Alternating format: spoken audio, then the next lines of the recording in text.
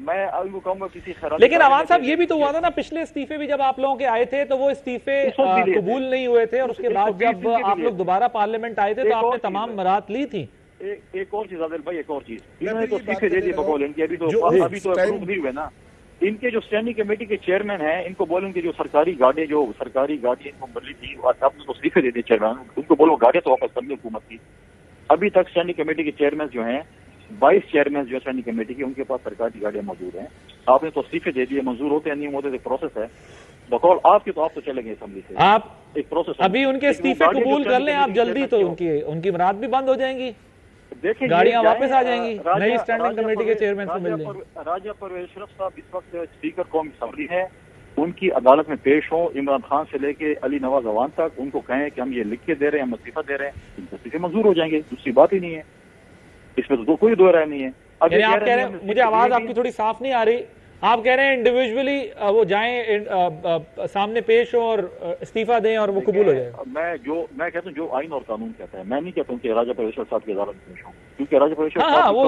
यही तरीका कार है ना कि उनको फिजिकली जाना होगा, फिर वो एक्सेप्ट होंगे, भेजे भी जा सकते हैं, वो कर भी सकते हैं, वो चाहे बुला भी सकते हैं, दोनों सूरतें हो सकती हैं। हम बिल्कुल इनके इस्तीफे, हम तो कहते हैं अगर इन्होंने रहना है पार्लियामेंट में रहें, एक जिम्मेदार अपोजिशन को रोल कर रहे हैं, अदा करें। अगर इनको शौक है इस्तीफे देने का, बिल्कुल हम इनको वेलकम करते हैं, हम ज़िमनी इलेक्शन के लिए तैयार हैं। जी अली अमान साहब। अच्छा मुझे फिर देखे ना, इनको ये भी नहीं पता कि प्राइम मिनिस्टर नेशनल असेंबली के मेंबर होते हैं तो वो प्राइम मिनिस्टर बनते हैं, उनको नेशनल असेंबली का मेंबर होना जरूरी होता है। सेकेंडली ये छोड़े, और दूसरी तरफ जो ये बात कर रहे हैं, अच्छा कुंडी साहब मुझे बात तो करने देना, और कुंडी साहब बात तो करने ना, एकदम तो हाइपर हो जाते हैं। वो कुंडी साहब खैर है, हम दोबारा करा देते हैं आपके डीआई खान में इलेक्शन दोबारा करा देते हैं, फिकर ना करें, वो तहसील का इलेक्शन दोबारा देखिए फिर आपके साथ इमरान खान को। अच्छा मैं और बात कर रहा हूँ, ये आदिल जरा आप अगर देख लो तो। नहीं आप अली अमान साहब आप बात करें, और अच्छा आप दूसरी तरफ आ जाते हैं, आप दूसरी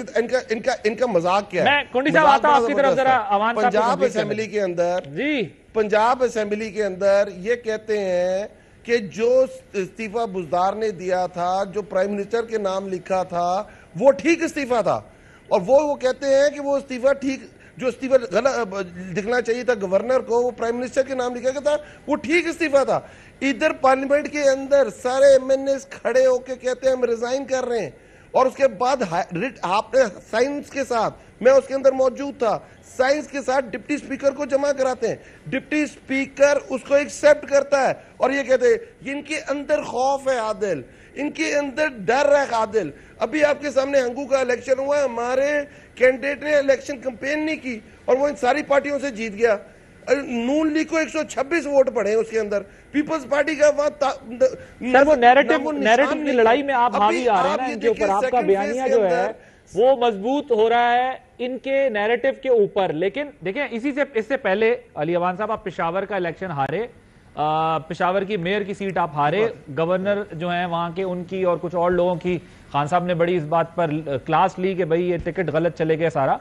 जब आप गवर्नमेंट में थे। फिर उसके बाद आप हंगू का जीते, अब नैरेटिव में आप स्ट्रांग हो गए, ये गवर्नमेंट में आ गए, इनके लिए अब जो है वो चैलेंजेस ज्यादा खड़े हो गए, तो ये जो सियासत है वो आपकी हावी हुई है ना, वरना डायनामिक्स तो वही रही है, चेंज तो नहीं हुई। आदिल भाई इसमें करेक्शन इसमें कर देता हूं। हम जो इलेक्शंस हुए हैं फर्स्ट फेज के अंदर, उसमें तहरीक इंसाफ सबसे बड़ी जमात बन के उभरी है। हाँ ये बात आपकी ठीक है, उसमें बहुत सारे इलेक्शंस तहसीलों के इलेक्शन हमारे हैं, पर सिंगल जमात सिर्फ तहरीक इंसाफ है जो लीडिंग रोल फर्स्ट फेज में। फेज 2 हमारी हुकूमत थी उसके दरमियान हुआ है, और वो इलाकों के अंदर हुआ है जो समझा जाता था बाकी जमातों का गार्ड है, क्लीन स्वीप किया है तहरीक इंसाफ ने वहां। और जो हमारा अगला इलेक्शन हुआ है, बाय इलेक्शन हुआ है, वो आके हमारा ऑपोजिशन के अंदर हुआ है। तो जरा इस चीज को करेक्ट कर लें। और दूसरी ये चीज है कि हम तो कह रहे हैं ना कि हमारे खिलाफ तो पूरा मीडिया कैंपेन कर रहा था, हमारे खिलाफ तो पूरे का पूरा आपने कैंपेन चली हुई थी, रोज माइक लेके लोगों के दरमियान चले जाते थे। आज 5 रुपए चीज महंगी होगी, हम कहते थे कि आलमी मंडी से चीजें लिंक होती हैं, मीडिया मानने को तैयार नहीं था, ऑपोजिशन मानने को तैयार नहीं है। आज जब ये खुद कहते हैं हाँ महंगाई हो रही है पर इसके पीछे आलमी साजिश है, क्यों नहीं बाकी सवाई एयरवाई के बाकी एक दो चैनल के मुझे बताएं, बाकी वो उन लोगों का, मुझे उन सहाफियों का बताएं हैं कि वो सहाफी आज कहां हैं, या वो बहुत ज्यादा अमीर हो गए या बहुत ज्यादा बेजमीर हो गए। जो रोज ट्वीट किया करते थे, आज इतनी चीज महंगी हो गई है आज। और वो ऊपर से कहते क्या थे आदिल, इफ यू रिमेंबर, को कहते ये थे, अच्छा शुगर क्यों महंगी हो रही है, आटा क्यों महंगा हो रहा है, कुकिंग ऑयल क्यों, यहां में से बहुत सारी चीजें तो पाकिस्तान के अंदर प्रोड्यूस होती हैं। तो आज मुझे बताए ना चीनी क्यों, जिस दिन इनकी हुकूमत आई है अगले दिन 10 रुपए चीनी महंगी हुई है, जिस दिन इनकी हुकूमत है बिजली महंगी हुई है, जिस दिन उनकी आज 10 रुपए दालें महंगी हुई हैं। आज की मैं बात बता रहा हूं, मुझे बताइए अब क्या हुआ है, कुकिंग ऑयल क्यों 20 रुपए यूटिलिटी स्टोर्स पे महंगा हुआ है, मुझे बताइए सारी चीजें। अब ये कहते हैं आलमी महंगाई है, तो हमारी दफा क्या था, हमारे खिलाफ तो एक पूरी एक कैंपेन चलाई गई हुई थी। सर बट शहबाज शरीफ साहब तो केपी में जाके ये कह रहे हैं कि आटा केपी में महंगा है, पंजाब में सस्ता है और हम कोशिश करेंगे कि केपी में सस्ता कर दें। हमारी वो हुकूमत है आदिल जिसने पाकिस्तान की रिकॉर्ड एक्सपोर्ट्स लेके गया, हमारी वो हुकूमत है जो रिकॉर्ड रिमिटेंसेस लेके आए, हमारी वो हुकूमत है जिसने रिकॉर्ड जॉब क्रिएशंस की, 55 लाख 3.5 साल के अंदर जॉब क्रिएशन, जॉब सर्वे कर रहा है ये। आप बताएं इन लोगों ने क्या किया, 14 साल से सिंध के अंदर इनकी गवर्नमेंट है, आप जरा जाके देखें पानी फेडरल गवर्नमेंट दे रही है, एम्बुलेंस सिस्टम वहां कोई नहीं है, आप वहां देखें जाके नाले फेडरल गवर्नमेंट साफ रही है, ग्रीन बस फेडरल गवर्नमेंट चला रही है, कुत्ता काटने की वहां दवाई नहीं है, एड्स वहां फैल रही है। और आप मुझे बताएं 14 साल किया क्या है अपने सिंध के लिए? गंदुम आपकी 20 अरब का बारदाना चूहे खा जाते हैं, ये 2 पैरों वाले चूहों से हम बड़े परेशान हैं सिंध के, ये कर क्या रहे हैं वहां, और ये कहते हैं हम ये करेंगे हम वो करेंगे। 14 साल जो लोग सिंध में कुछ नहीं कर सके वो मुझे बताएं कि तमाम महंगाई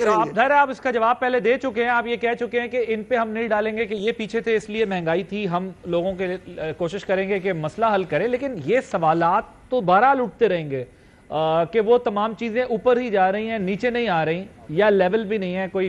प्राइसेस स्टैग्नेंट भी नहीं हुए, रुकी नहीं है, किसी स्टे नहीं कर रही किसी जगह पे। ये पॉलिटिकली गेन करेंगे इस चीज से, और अब वो कहते हैं कि जी हम सिंध में आपकी हुकूमत थी, हम सारा कुछ कर रहे थे कराची के अंदर।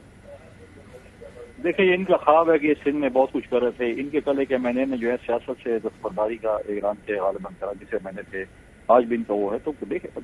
इन्होंने अगर काम किया, इलेक्शन आ रहा है, साल बाद है, 6 महीने बाद है, 1.5 साल बाद है, इनके कैंडिडेट आएंगे, आवाम ने एहतसाब करना है, इन्होंने सिंध में काम क्यों होंगे, इनको लोग वोट दे देंगे, ये देख रहे अपने आप को, मतलब है चेक कर लें। दूसरी बात है ये बिल्कुल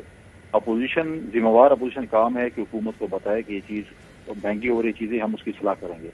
हम कह रहे हैं कि चीजों को जो सस्ता करना हुकूमत की अवलीन तरजीह है और हम करेंगे, और इनका काम है कि रोजाना सुबह उठें, चीजों के रेट्स पता करें, हमें बताएं कि ये चीज महंगी हो गई, इंशाल्लाह हम कोशिश करेंगे, और भरपूर हमारी कोशिश है कि हम जो है लोगों को रिलीफ दें, और जो है जिस तरीके से चाहे स्टोर के जरिए हो, चाहे